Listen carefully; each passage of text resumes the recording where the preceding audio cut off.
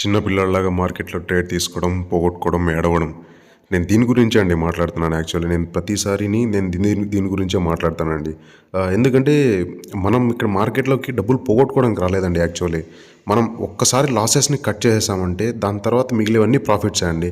మీరు ఇక్కడ చూడొచ్చు మనం just 20,000తో సింపుల్‌గాని 4 రోజుల్లోని 37,000 సంపాదించాం.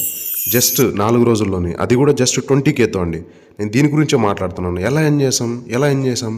With just one strategy. ఎలా ఎర్న్ చేసాం? With just one mind set. ఎలా ఎర్న్ చేసాం? Just with consistency. సో అలాగే ఉండాలండి యాక్చువల్లీ.